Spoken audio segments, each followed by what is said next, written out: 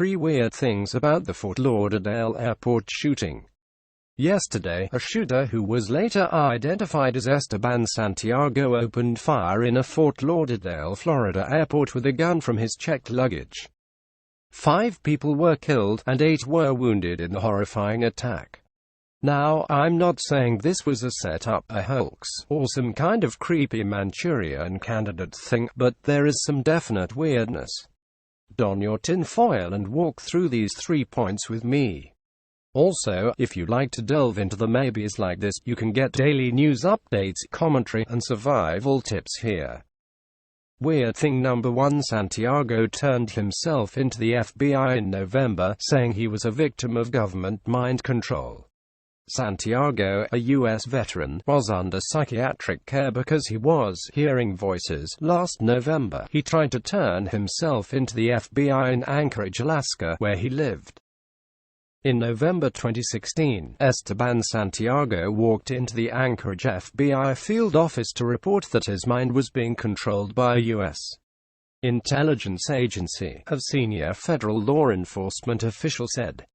During the interview, Santiago appeared agitated and incoherent, and made disjointed statements. Although Santiago stated that he did not wish to harm anyone. As a result of his erratic behavior, interviewing agents contacted local authorities who took custody of Santiago and transported him to a local medical facility for evaluation.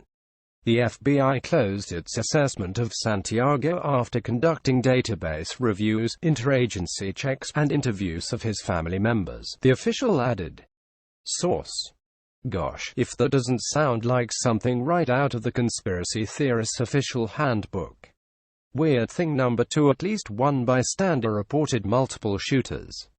Keep in mind that eyewitnesses to high-stress events are notoriously unreliable. However, it's interesting to note that one man who was allegedly present during the attack reported that Santiago was not acting alone. Moreover, an eyewitness to the actual event maintains that after they caught the first guy, there had to be 3 sleepers, 3 other shooters. We could see inside, literally where the windows, you could see the fire coming from the barrels. There was like at least 3 people in the still shooting. Like it was like a high-powered rifle, like an AR or something.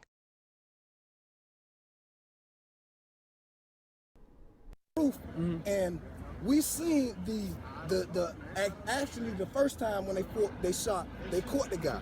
But it had to be 3 sleepers, because when we could see literally inside where the windows, you could see the fire coming from the barrels. It was like at least 3 people in there still shooting. Like it was like a high-powered rifle, like an AR or something, man. They was non-stop shooting.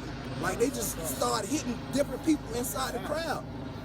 We had to leave. We had to get off the roof.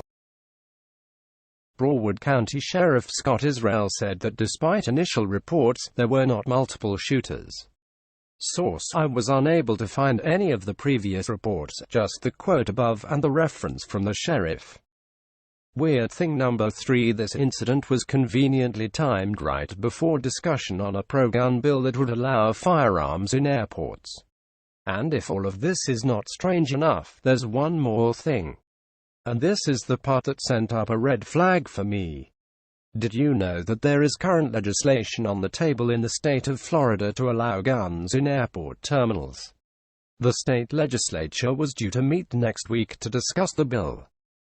The Tallahassee Democrat reported Tuesday that Republican State Senator Greg Stoiber had introduced SB 140 to the State Senate Judiciary Committee to be considered sometime next week. The bill would repeal existing gun bans on college campuses, in airport terminals, and in government meetings. If you want to kill as many people as possible before the cops arrive, then you are likely to go to a place where law-abiding citizens can't carry, argued Stoiber, the committee chairman.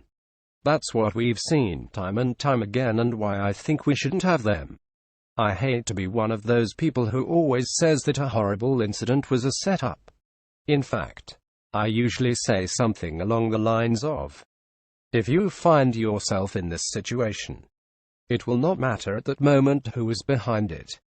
And when I say that, I also like to point out that you should know what to do if you ever find yourself caught in the middle of a shooting or terror attack. Go here to learn more. But this whole thing really is kind of weird, isn't it? The take-home point is to think for yourself. Don't just accept the story that is presented by the media as the truth. Think critically. Ask questions.